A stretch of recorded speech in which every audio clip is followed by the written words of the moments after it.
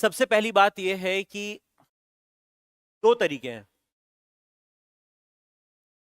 एक है ए sexual reproduction,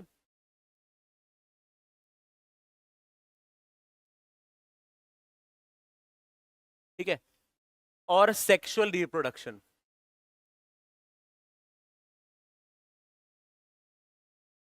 दो तरीके से रिप्रोडक्शन पॉसिबल होता है, मगर यहां पर आपको ध्यान रखना है कि ये नहीं होता, यानी बैक्टीरिया सेक्सुअल रिप्रोडक्शन नहीं करते। ठीक है, बैक्टीरिया सेक्सुअल रिप्रोडक्शन नहीं करते। पहली बात तो ये आपके दिमाग में फिट हो जाए। ठीक है, सिर्फ क्या होता है, ए सेक्सुअल रिप्रोडक्शन होता है। ठीक है, ए सेक्सुअल रिप्रोडक्शन होता है।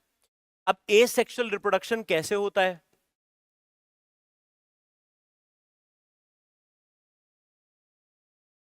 ए सेक्सुअल रिप्रोडक्शन कैसे होता है वो भी जान लेते हैं।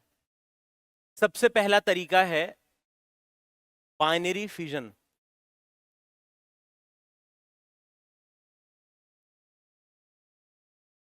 बाइनरी फिजन, देखो बाइनरी का मतलब क्या होता है, दो। प्लीज ध्यान से सुनिएगा। जैसे मान लो कि ये एक बैक्टीरिया है, ठीक है, ये एक बैक्टीरिया है, और ये एक बैक्टीरिया ऐसे डिवाइड करके दो बैक्टीरिया बना दे, ऐसे दो बैक्टीरिया बना दे, तो हम कहेंगे कि ये हो गया बाइनरी फिजन। क्योंकि यहां पर ऐसा देखने में लगेगा कि ये जो सेल है ये टूट कर दो हो गया। एक सेल से कितने सेल हो गए, दो। ये क्या है, एक तरह का सेल डिवीजन है। ठीक है ना। तो बाइनरी फिजन एक तरह का क्या है, सेल, इसको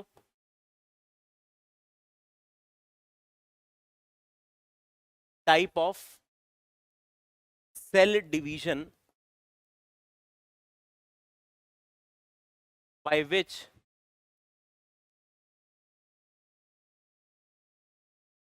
bacteria produce daughter cells।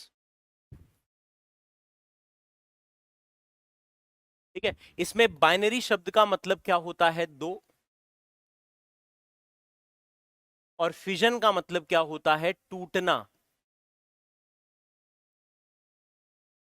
तो एक बैक्टीरिया टूट कर दो बैक्टीरिया बनाता है, इसको हम कहते हैं बाइनरी फिजन। ठीक है, बाइनरी फिजन एक तरह का क्या है, सेल डिवीजन हमने कहा है। ठीक है, ये सबसे कॉमन तरीके का सेल रिप्रोडक्शन होता है, most common type of reproduction in bacteria, most common type of reproduction.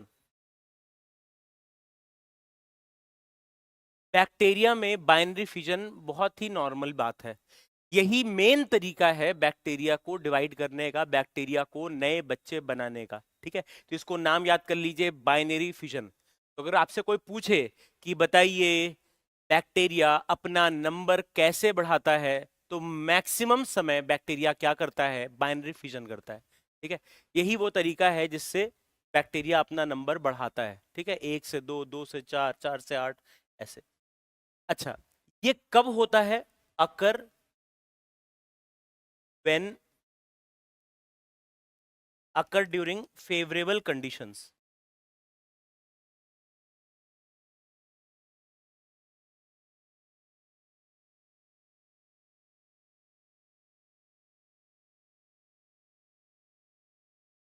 ये कब होता है, फेवरेबल कंडीशंस में होता है। फेवरेबल कंडीशन यानी अच्छी कंडीशंस। ठीक है, फेवरेबल का मतलब क्या है, अच्छी कंडीशंस। कंडीशंस यानी जैसे कि टेम्परेचर,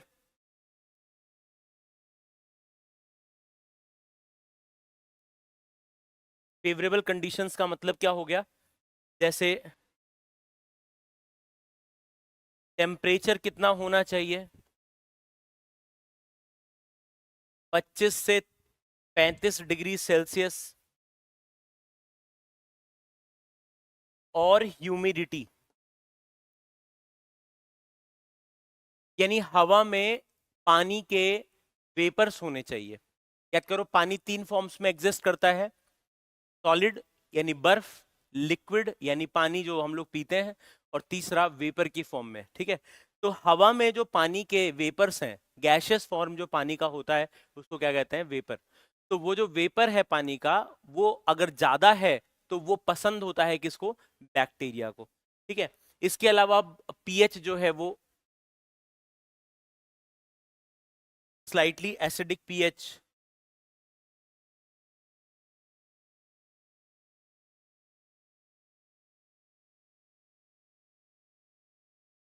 ठीक है, ऑक्सीजन, ये सब कुछ पसंद है किसको, बैक्टीरिया को। तो इन कंडीशंस को हम लोग क्या कहते हैं, फेवरेबल कंडीशंस।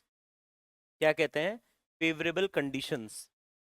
ऑक्सीजन ज्यादा होना, पीएच एसिडिक होना चाहिए, ह्यूमिडिटी ज्यादा होना चाहिए, टेम्परेचर 25 से 35 डिग्री सेल्सियस का होना चाहिए, ये सब बैक्टीरिया को अच्छे लगते हैं।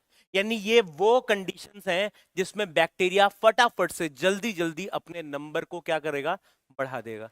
जैसे आप देखो इंडिया का, चाइना का, ये जो एशियन कंट्रीज हैं, इनकी आबादी क्यों ज्यादा है, क्योंकि हमारे देश की, हम जिस एरिया में रहते हैं, हमारे यहाँ का जो कंडीशन है, जो टेम्परेचर है, जो बारिश होती है, जो मॉनसून आता है, जो मिट्टी है, ये सब कुछ अच्छा है। इसीलिए हमारी आबादी यहाँ पर क्या है, ज्यादा है। ठीक है, आपने सुना होगा ना कई बार कि इंडिया की आबादी ज्यादा है, चाइना की आबादी ज्यादा है। हम लोगों की आबादी इसीलिए ज्यादा है क्योंकि हमारे लिए यहाँ पर फेवरेबल कंडीशंस हैं। और जब फेवरेबल कंडीशन होता है, जब अच्छा समय चल रहा होता है, अच्छे कंडीशंस होते हैं जिंदा रहने के लिए, तो ऑर्गेनिज्म रिप्रोड्यूस ज्यादा ज्यादा करता है। और जब ऑर्गेनिज्म रिप्रोड्यूस ज्यादा करेगा तो ऑब्वियस सी बात है, बच्चे ज्यादा होंगे। ठीक है, अब आप जाओ आइसलैंड में या ग्रीनलैंड में या यूरोपियन कंट्रीज, नॉर्वे वगैरह चले जाओ, बहुत है ना, छोटी मोटी आबादी होती है ना, 30-40 लाख लोगों का कंट्री हो जाता है। ठीक है, कंट्री, देश बसा दिया, 30-40 लाख लोग तो अपने यहाँ है ना, पटना शहर में 1 करोड़ से ज्यादा लोग होंगे। तो अब सोचो आपके एक शहर में इतने ज्यादा लोग हैं, तो हमारे यहाँ पर कंडीशंस कैसे हैं, फेवरेबल है। और जहां पर मान लो कि पूरे साल बर्फ जमी हुई है ना, खेती के लिए मिट्टी नहीं है, ठीक है, इसके अलावा जो है पूरा बर्फ जमा हुआ है, प्लांट अपने आप उग नहीं सकते, ठीक है, वहां पर डेयरी को संभालना मुश्किल है, तो ऐसे जगह में, अनफेवरेबल कंडीशंस में, वहां पर जिंदा रहना क्या होता है, मुश्किल होता है। तो इसीलिए रिप्रोडक्शन करके बच्चे बनाना भी क्या है, मुश्किल है। अब देखो आप आर्कटिक में या एंटार्क्टिका चले जाओ, कोई भी नहीं मिलेगा।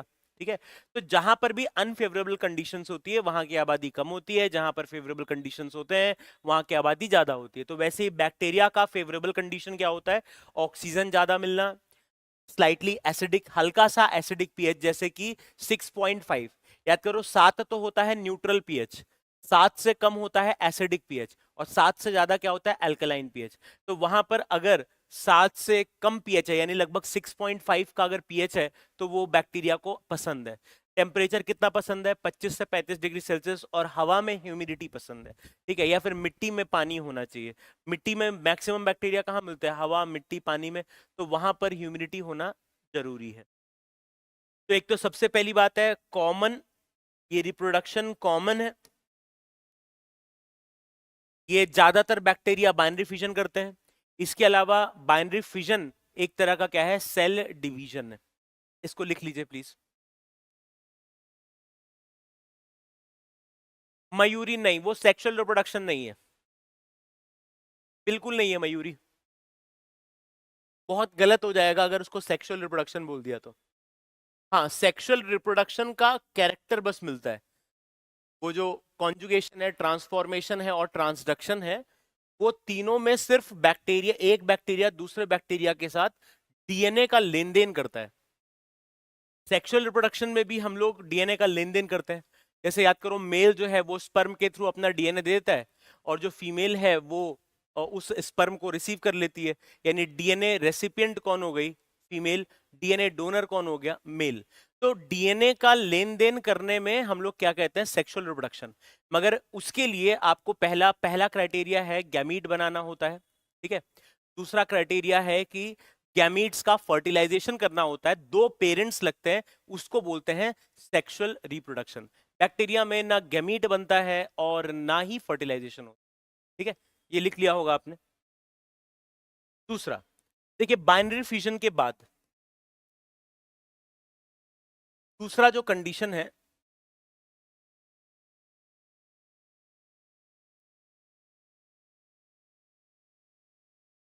वो है एंडोस्पोर फॉर्मेशन।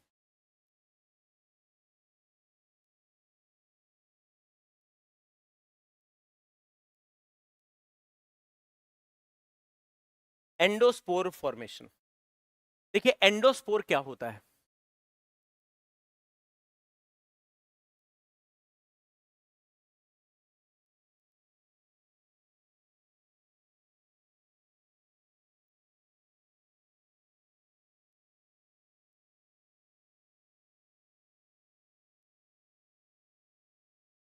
इमेजिन करो कि यहां पर एक बैक्टीरिया है,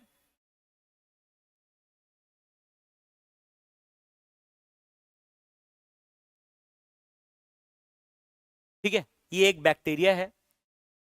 मान लेते हैं कि यहां पर इस बैक्टीरिया के सामने अनफेवरेबल कंडीशंस आ चुकी हैं। अनफेवरेबल कंडीशन, फॉर एग्जांपल मान लो बहुत हाई टेम्परेचर कर दिया गया है, ठीक है। मान लेते हैं कि इसको बताओ ये बैक्टीरिया कितने टेम्परेचर पर रहना चाहता है, 25 टू 35 डिग्री सेल्सियस। मगर इस बैक्टीरिया को हमने रखा है कौन से टेम्परेचर पर, मान लेते हैं 65 डिग्री सेल्सियस, ठीक है ना। तो सोचो 65 डिग्री सेल्सियस पर इसको क्या लगेगा, खराब लगेगा, बुरा लगेगा। तो ये अनफेवरेबल कंडीशन हो जाएगा। हाई टेम्परेचर क्या हो जाएगा, अनफेवरेबल कंडीशन। तो जब अनफेवरेबल कंडीशन होगा, जब अनफेवरेबल कंडीशन होगा, यानी जब बुरा वक्त आएगा, तो ये बैक्टीरिया के अंदर ऐसा एक और सेल बन जाएगा, यानी सेल के अंदर एक सेल, ठीक है, सेल के अंदर एक सेल,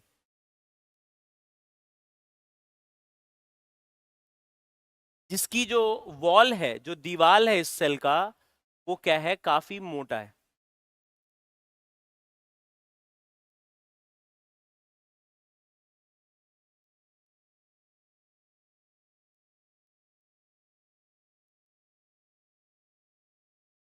ये देखो, इसको हम लोग क्या कह रहे हैं, एंडोस्पोर।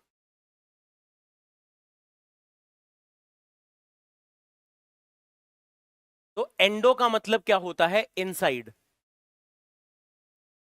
और स्पोर का मतलब क्या होता है, सेल, ठीक है। तो यहां पर ये एक सेल था, बैक्टीरिया, बैक्टीरिया का सेल, और इस सेल के अंदर एक और सेल बन गया, है ना। यहां पर बैक्टीरियल, बैक्टीरिया, बैक्टीरियल सेल के अंदर एक और सेल बन गया, इसको हम लोग क्या कह रहे हैं, एंडोस्पोर। तो जब खराब, जब बुरा वक्त चल रहा होगा, तो इसके अंदर क्या बनेगा, एंडोस्पोर बन जाएगा। अब ये जो एंडोस्पोर है, ये जो एंडोस्पोर है, ये जो wall of endospore is made of calcium dipicolinic acid, जिसकी वजह से, जिसकी वजह से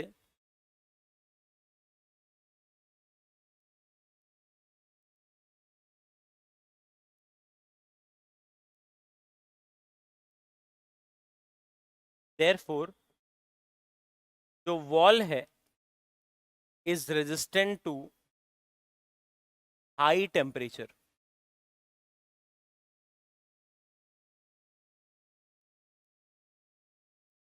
ये जो एंडोस्पोर का जो दीवार है, वो किस चीज का बना हुआ है, कैल्शियम डिपिकोलिनिक एसिड का बना होता है। वॉल में कई लेयर्स होते हैं, ठीक है, उसमें से जो एक लेयर है वो बना है कैल्शियम डिपिकोलिनिक एसिड का, जिसकी वजह से यहां पर गर्मी का असर नहीं होगा। यानी जब मान लो हाई टेम्परेचर होगा, जब हाई टेम्परेचर होगा, जब हाई टेम्परेचर होगा, तो सेल तो मर जाएगा,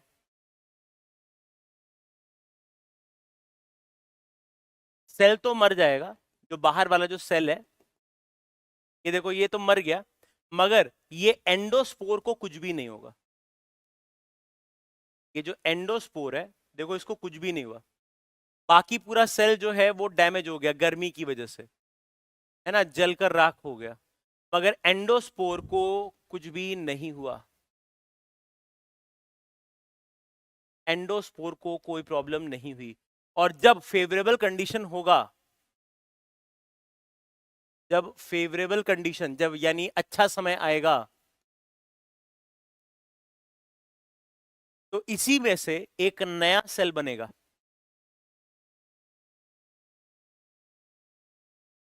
इसी में से एक नया सेल बनेगा।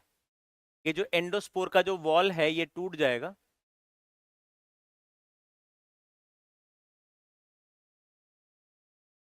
ये टूट गया, और इसमें से ये देखो ये एक नया बैक्टीरिया बाहर आ गया।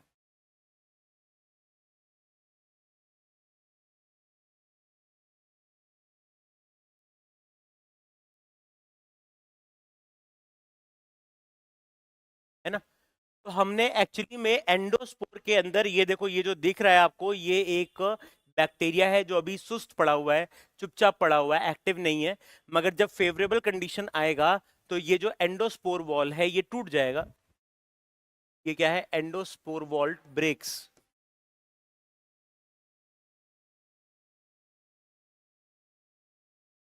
टूट जाएगा, और इसमें से जो बैक्टीरिया है वो बाहर चला जाएगा, जो बैक्टीरिया है वो बाहर चला जाएगा। तो ये कुछ ऐसी कहानी चलती है। तो बताओ ये एंडोस्पोर कब बनता, कब है? ये बनता है फॉर्म्ड ड्यूरिंग अनफेवरेबल कंडीशंस।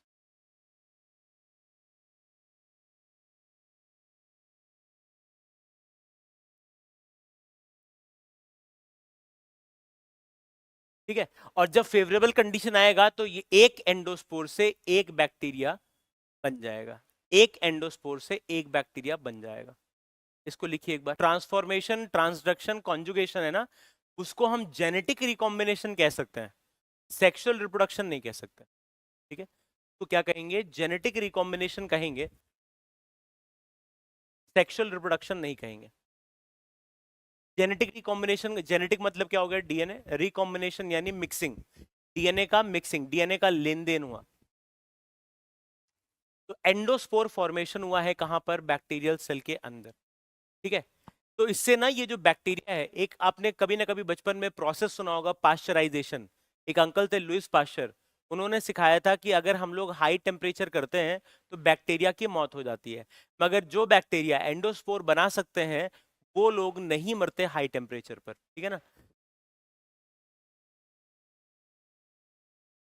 तो एंडोस्पोर फॉर्मेशन।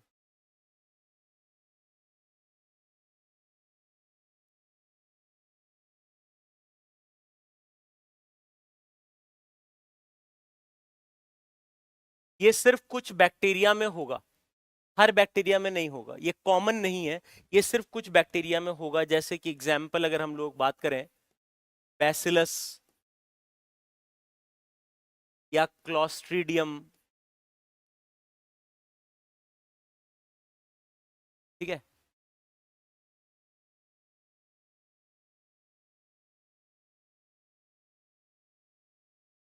बैसिलस या फिर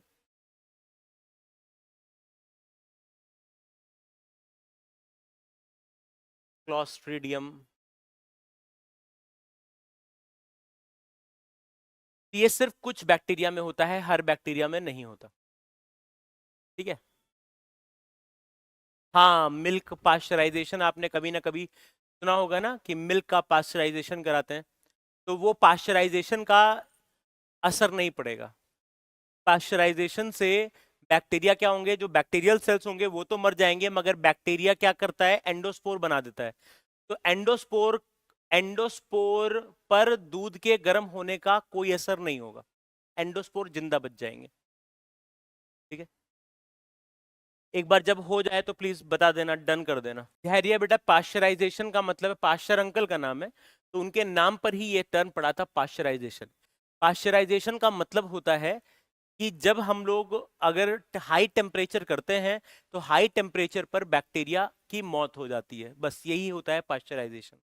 तो जैसे मान लो दूध का पाश्चराइजेशन करना है, तो हम 65 degree Celsius, 72 degree Celsius in high temperatures पर अगर दूध को गर्म करें तो उम्मीद करेंगे कि दूध में सारे बैक्टीरिया, जैसे आप दूध गर्माते हो ना, आपने देखा होगा घर पे जो आपके घर में जब दूध जाता है थैली में, या फिर दूध या जो है दूध लेके देता है तो उसको फिर आपके घर में गर्म किया जाता है। तो गर्म करने के पीछे उसी को बोल रहे हैं पाश्चराइजेशन, है ना। तो वहां पर पाश्चराइजेशन एक्चुअली एक होता है लैब में पाश्चराइजेशन, वो तो बिल्कुल स्पेसिफिक होता है। हाँ, मगर हम लोग घर में भी एक तरह का पाश्चराइजेशन ही करते हैं, जनरल टाइप का पाश्चराइजेशन। तो पाश्चराइजेशन का सिंपल मतलब है कि टेम्परेचर बढ़ा देना जिसकी वजह से जो बैक्टीरिया है उनकी मौत हो जाए।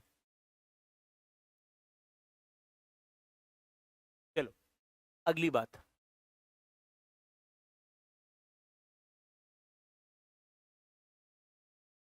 तीसरा है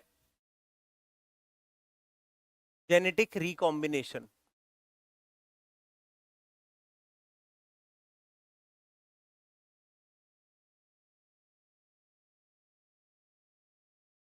या पैरासेक्सुअलिटी।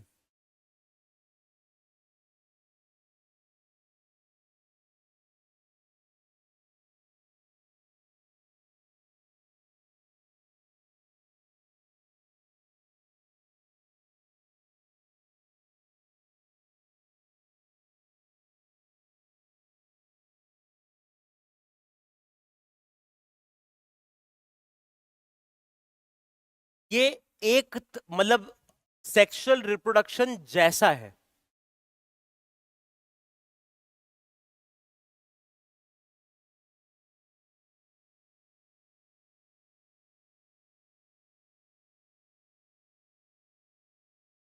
यहां पर जो लिखा है ना सॉर्ट, यानी सॉर्ट ऑफ सेक्सुअल रिप्रोडक्शन का मतलब क्या हो गया, सेक्सुअल रिप्रोडक्शन जैसा। ट्रू सेक्सुअल रिप्रोडक्शन नहीं है। ट्रू सेक्सुअल रिप्रोडक्शन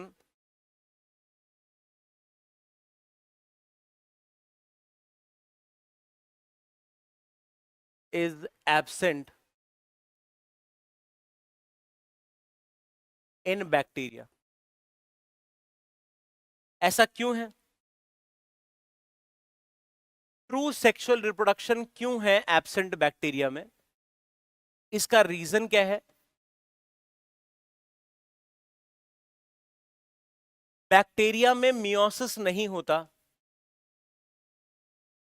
देयरफॉर यहां पर गैमीट नहीं बनते।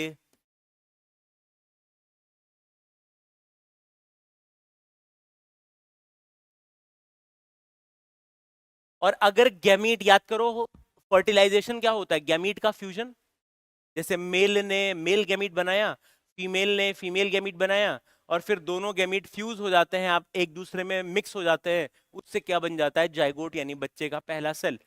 तो यहां पर गैमीट नहीं बनता, और जब गैमीट ही नहीं बना तो यहां पर फर्टिलाइजेशन भी नहीं होगा।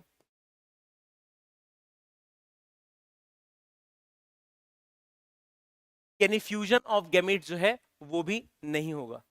जब गैमीट बने ही नहीं है तो गैमीट का फ्यूजन भी नहीं होगा। ठीक है। तो ट्रू सेक्सुअल रिप्रोडक्शन तो नहीं मिलता बैक्टीरिया में, मगर हाँ सेक्सुअल रिप्रोडक्शन जैसा कंडीशन मिलता है। अब समझते इसमें होता क्या है।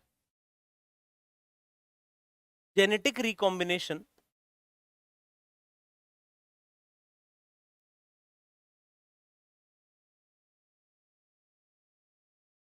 या जो पैरासेक्सुअलिटी है,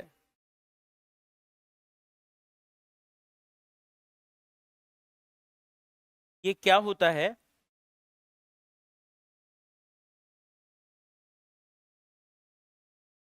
डीएनए का लेन देन। ठीक है। एक बैक्टीरिया से डीएनए निकलकर दूसरे बैक्टीरिया के पास चला जाता है। ठीक है। तो exchange of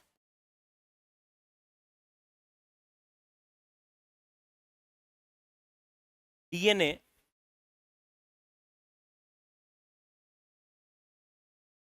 between two bacteria. दो बैक्टीरिया के बीच में डीएनए के लेन देन को, एक्सचेंज को क्या कहते हैं, जेनेटिक रिकॉम्बिनेशन या पैरासेक्सुअलिटी। हाँ, अब बताइए डाउट। एंडोस्पोर से एक नया सेल बन जाता है। ठीक है ना। चलो अब आगे चलते हैं। आगे चलते। तो जेनेटिक रिकॉम्बिनेशन जो है वो 3 तरह का होता है। इसको मैं अलग से नोट्स में लिख रहा हूं क्योंकि इसकी जरूरत नहीं है अपने को, मगर फिर भी लिख लेते हैं।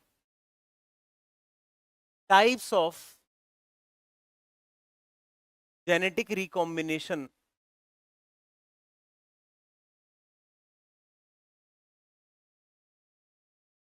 इन बैक्टीरिया।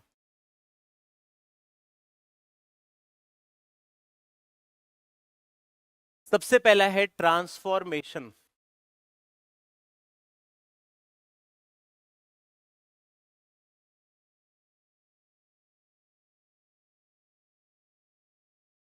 ट्रांसफॉर्मेशन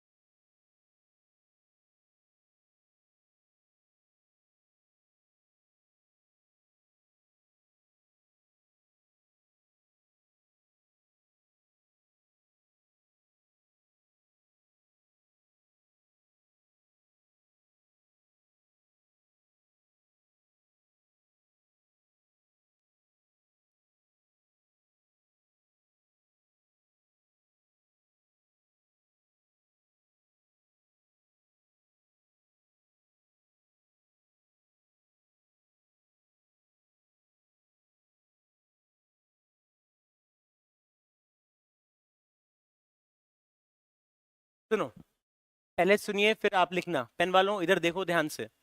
मान लो एक बैक्टीरिया है, इस बैक्टीरिया के अंदर ये डीएनए है, हरा वाला है ना, ये इसका अपना पर्सनल डीएनए है। अब मान लेते हैं इसके इस बैक्टीरिया के अगल बगल कोई दूसरे बैक्टीरिया का डीएनए है, ठीक है। ये बैक्टीरिया जो है, ये जो बैक्टीरिया बी लिखा है, ये हो गया बैक्टीरिया ए सफेद वाला, और ये पिंक वाला ये है बैक्टीरिया बी। तो बैक्टीरिया बी का ये डीएनए है, ये बैक्टीरिया मर चुका है। ये जो बैक्टीरिया बी है, बैक्टीरिया बी इज डेड, है ना। बैक्टीरिया बी मर चुका है। इस मरे हुए बैक्टीरिया का डीएनए अगर ये बैक्टीरिया अब्जॉर्ब कर ले, अपने सेल के अंदर ले ले, तो यहां पर ये बैक्टीरियल सेल के अंदर देखो अपना डीएनए तो है ही, साथ में दूसरे का भी डीएनए इसने हड़प लिया। तो यहां पर ये क्या हुआ है, बैक्टीरिया बैक्टीरिया ने दूसरे मरे हुए बैक्टीरिया का डीएनए अब्जॉर्ब कर लिया, ठीक है। तो जो कैरेक्टर इस बैक्टीरिया में होंगे वो कैरेक्टर इस वाले में भी आ जाएंगे, ठीक है। जो बैक्टीरिया इस वाले बैक्टीरिया में होंगे, बैक्टीरिया बी के जो कैरेक्टर्स हैं वो किस में आ जाएंगे, ए में। इसको हम बोलते हैं ट्रांसफॉर्मेशन। एक बैक्टीरिया दूसरे मरे हुए बैक्टीरिया का डीएनए एब्जॉर्ब करके दूसरे मरे हुए बैक्टीरिया का कैरेक्टर शो करने लगता है।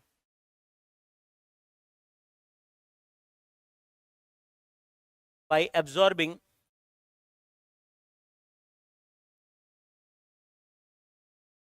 डीएनए ऑफ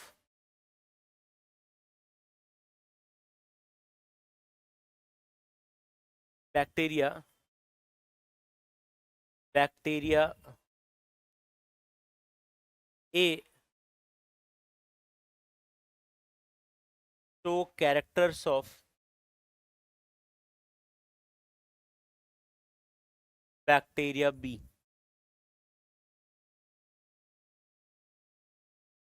है ना। बैक्टीरिया ए जो है वो बैक्टीरिया बी के कैरेक्टर को दिखाना चालू कर देगा। ठीक है, जैसे मान लो कि यहाँ पर ये किसी एंटीबायोटिक से मर जा रहा था, ठीक है, और ये जो डीएनए है इसमें एंटीबायोटिक रेजिस्टेंस का कैरेक्टर है, ठीक है, इसको जैसे ही एब्जॉर्ब कर लिया तो अब बैक्टीरिया ए पर भी एंटीबायोटिक का असर नहीं होगा। ठीक है, तो एक बैक्टीरिया दूसरे बैक्टीरिया में चेंज हो जाने को क्या कहते हैं? ट्रांसफॉर्मेशन। ठीक है, तो यहां पर क्या हुआ है, बेसिक मतलब क्या है कि जब एक जिंदा बैक्टीरिया एक मरे हुए बैक्टीरिया का डीएनए ले लेता है उसको कहते हैं ट्रांसफॉर्मेशन। ट्रांसफॉर्मेशन अलग अलग डिपेंड करता है कि वहां पर कितने आपका जो डीएनए है वो कितना है, कितनी दूरी पर है, कितना, कौन सा बैक्टीरिया का स्पीशीज है। ठीक है, वहां पर कंपटीशन कितना है, क्योंकि यहां पर एक बैक्टीरिया नहीं होगा, इस डीएनए को अब्जॉर्ब करने के लिए कई बैक्टीरिया होंगे, तो कंपटीशन जब ज्यादा होता है तो बैक्टीरिया स्पीड बढ़ा देते हैं एब्जॉर्प्शन की। तो एक तरीका डीएनए, बताओ ये क्या हो गया, डीएनए का लेन देन। बताइए जेनेटिक रिकॉम्बिनेशन क्या होता है? Exchange of DNA between two bacteria. तो अगर एक मरा हुआ बैक्टीरिया और एक जिंदा बैक्टीरिया के बीच में डीएनए का लेन देन हो उसको कहते हैं ट्रांसफॉर्मेशन। दूसरा, देखो हम लोग क्या डिस्कस कर रहे हैं, जेनेटिक रिकॉम्बिनेशन के टाइप्स डिस्कस कर रहे हैं। तो एक हो गया ट्रांसफॉर्मेशन, दूसरा हो गया conjugation.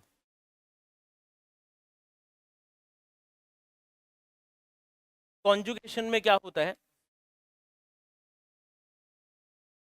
Exchange of DNA between two bacteria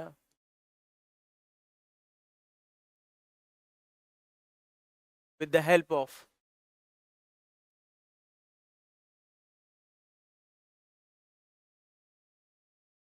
conjugation tube। और ये ट्यूब कौन बनाता है?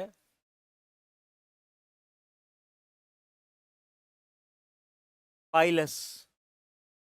तो मैंने आपको शायद ये केस बताया भी हुआ है कि मान लो एक बैक्टीरिया है, ये एक बैक्टीरिया है, इसके पास एक ऐसा बाहर की तरफ निकला हुआ एक ट्यूबुलर एक्सटेंशन है, यानी ट्यूब जैसा स्ट्रक्चर जो बाहर आया हुआ है, इसको हम लोग क्या बोलते हैं? पाइलस। ठीक है, तो बैक्टीरिया के पास पाइलस है। एक दूसरा बैक्टीरिया है, बैक्टीरिया बी, इसके पास पाइलस नहीं है। ठीक है, अब मान लो कि ये दोनों कांटेक्ट में आ जाएं। जब ये आपस में कांटेक्ट में आएंगे तो ये पाइलस की मदद से ऐसे जुड़ जाएंगे। अच्छा, एक तो इसमें मान लेते हैं ये ऐसा डीएनए है, ये क्या हो गया? डीएनए है।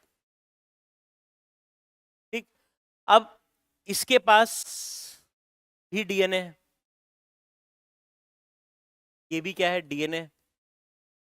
अब मान लेते हैं कि यहां पर इस एक बैक्टीरिया से, बैक्टीरिया जो ए है और ये बैक्टीरिया बी है, इसमें से इसने क्या किया, एक डीएनए इधर ट्रांसफर कर दिया।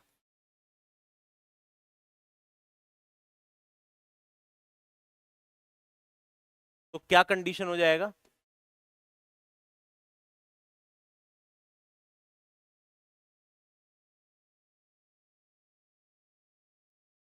ये है बैक्टीरिया ए, ये है बैक्टीरिया बी।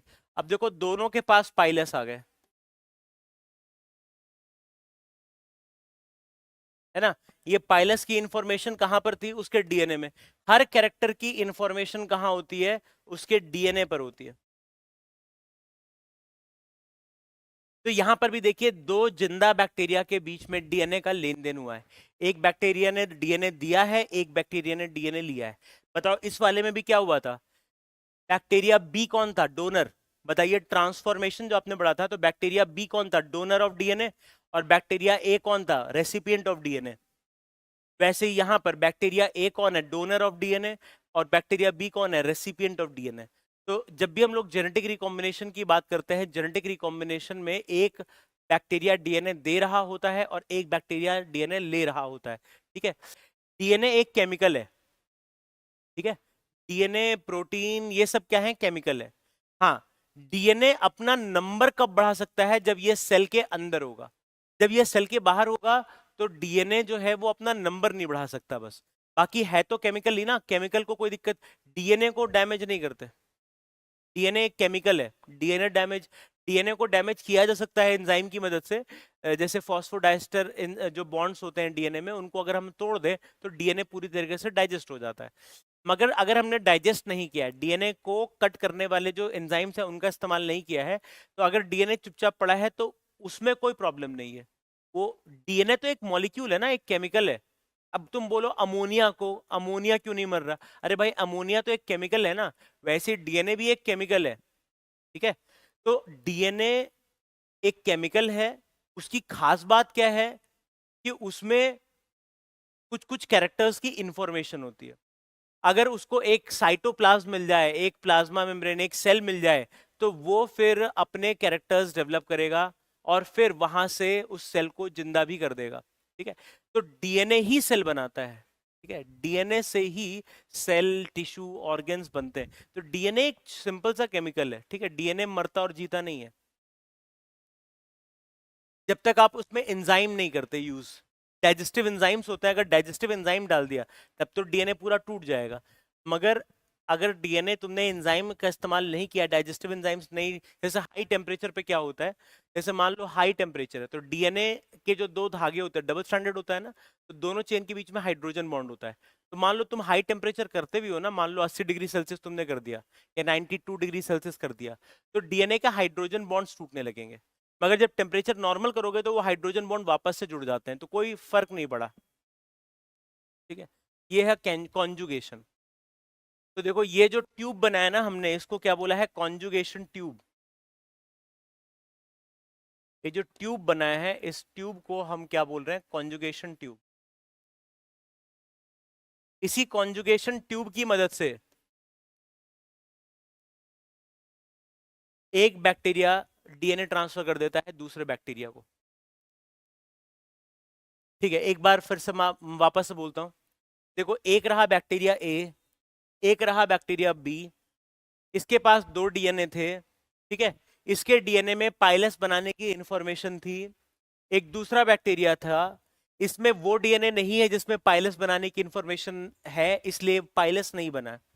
तो इस बैक्टीरिया में पाइलस नहीं है। क्यों नहीं है? क्योंकि इसमें पाइलस बनाने वाला डीएनए नहीं है। हर कैरेक्टर की जानकारी कहाँ लिखी होती है? डीएनए में। तो इसके पास ना डीएनए है ना पाइलस है। इसके पास वो डीएनए है जिसमें पाइलस बनाने की इंफॉर्मेशन है। अच्छा, पाइलस है तो ये दोनों बैक्टीरिया रहे होंगे, रहे होंगे, रहे होंगे, रहे होंगे, रहे होंगे, रहे होंगे, रहे होंगे और टकरा गए। और जब टकरा गए तो एक दूसरे के साथ ये जुड़ गए। किसकी मदद से? पाइलस की मदद से। और वो जो पाइलस था ना, ये जो पाइलस था ये ऐसा ट्यूब जैसा बन गया। इसको क्या बोला? Conjugation tube. तो ये जो पाइलस बनाने वाला जो डीएनए है ना, वो डीएनए को ट्रांसफर कर दिया हमने इस बैक्टीरिया से दूसरे बैक्टीरिया में, इस कॉन्जुगेशन ट्यूब की मदद से। और जब ऐसा हुआ तो अब देखो दोनों बैक्टीरिया के पास वो डीएनए आ गए, हरा वाला। और हरे वाले डीएनए में किस बात की इंफॉर्मेशन है? पाइलस बनाने की। तो देखो पहले बी वाला बैक्टीरिया पाइलस नहीं बना पाता था और अब वो पाइलस बना पा रहा है। देखो पहले बी वाला बैक्टीरिया पाइलस नहीं बना पा रहा था, अब पाइलस बना पा रहा है। तो यहां पर हमने डीएनए का लेन देन किया है। एक बैक्टीरिया ने डीएनए दिया है, एक बैक्टीरिया ने डीएनए लिया है। ठीक है, चलिए एक बार बता दो ये लिख लिया क्या? तीसरा है ट्रांसडक्शन। ये हम लोग क्या पढ़ रहे हैं? जेनेटिक रिकॉम्बिनेशन पढ़ रहे हैं, ट्रांसडक्शन कर रहे हैं।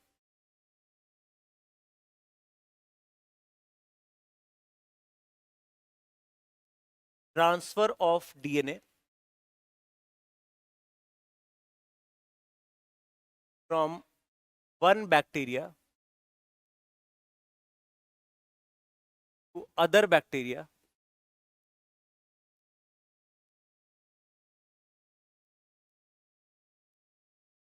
with the help of virus, जिसको हम फेज भी कहते हैं।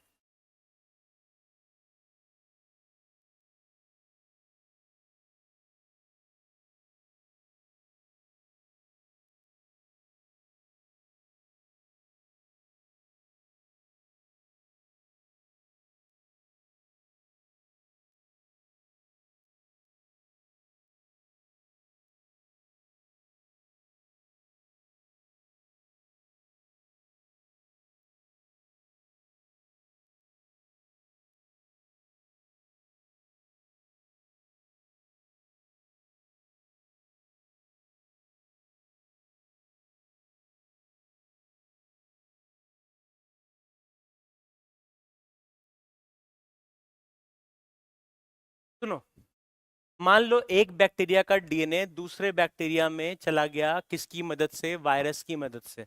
ठीक है, एक्चुअली मदद नहीं है, ये गलती से होता है, ये फॉल्टी प्रोसेस है, ये गलती से होता है।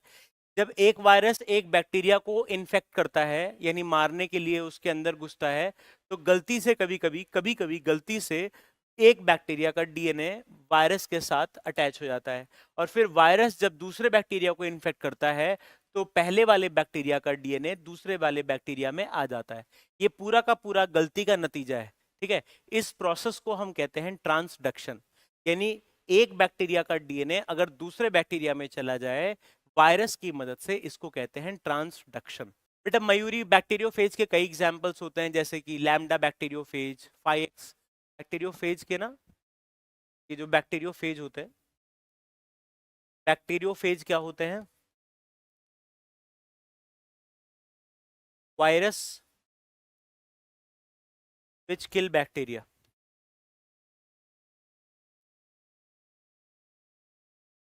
बैक्टीरिया को मारने वाले जो वायरस होते हैं उनको क्या कहते हैं? बैक्टीरियोफेज। जैसे कि एग्जाम्पल 5x174 बैक्टीरियोफेज,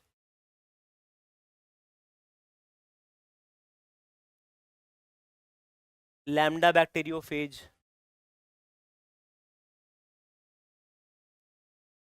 ये सब बैक्टीरियोफेज है, ऐसे वायरस जो बैक्टीरिया को इन्फेक्ट करते हैं।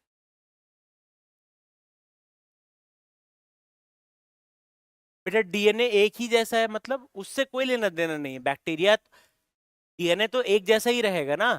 देखो ये हरा वाला ये जो हरा वाला डीएनए था, इस बैक्टीरिया का हरा वाला डीएनए दूसरे बैक्टीरिया में, इसको इसके मैकेनिज्म में मत जाइएगा, है ना, इसके मैकेनिज्म में परेशान हो जाएंगे, और वो आपके सिलेबस में भी नहीं है, इसलिए नहीं बताऊंगा उसको। देखिए वायरस में दो तरह के लाइफ साइकिल होते हैं, लाइटिक और लाइसोजेनिक। उस गली में मत जाइए, वहां अंधेरा है, परेशान हो जाएंगे, है ना। तो अभी वो उधर मत जाओ, अभी फिलहाल के लिए इतना ही आप, यही नहीं है आपके एनसीईआरटी में, ठीक है ना। हम लोग पूरी जो तैयारी कर रहे हैं वो एनसीईआरटी के हिसाब से प्रिपेयर कर रहे हैं, क्योंकि हमारा एग्जाम वहीं से सवाल आ जाता है।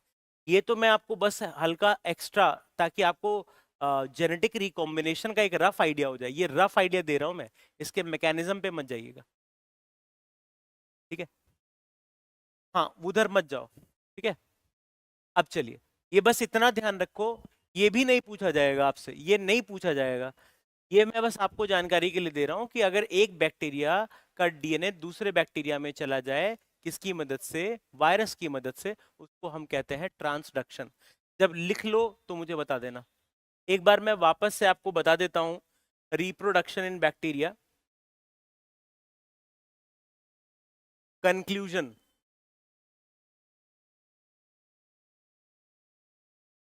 बैक्टीरिया में जो रिप्रोडक्शन होता है,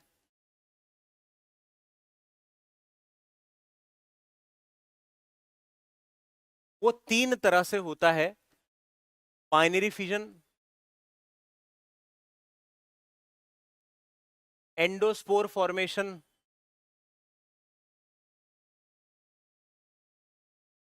और जेनेटिक रिकॉम्बिनेशन।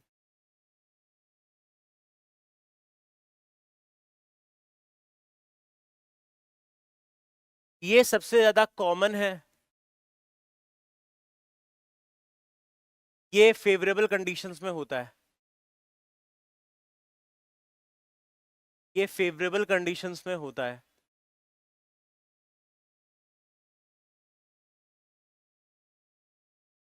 एंडोस्पोर जो है वो अनफेवरेबल कंडीशंस में होता है, जब खराब परिस्थितियां होती है तब होता है। और जेनेटिक रिकॉम्बिनेशन ये जो है यहां पर,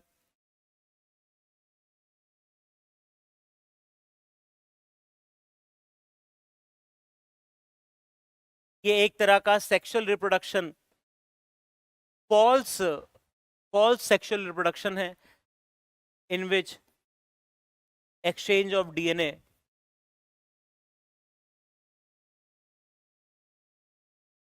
अकर between two bacteria,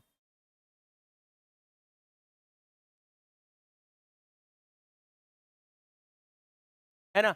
binary fission, endospore formation, binary fission, endospore formation, और जेनेटिक रिकॉम्बिनेशन। ये 3 तरह से जो बैक्टीरिया है, एक्चुअली में जो जेनेटिक रिकॉम्बिनेशन है इसमें बैक्टीरिया नंबर नहीं बढ़ा रहा है, इसमें सिर्फ डीएनए का लेन देन हो रहा है। इसमें बैक्टीरिया इन दोनों में ही, एंडोस्पोर और इसमें, इन दोनों में ही बैक्टीरिया डज नॉट मल्टीप्लाई।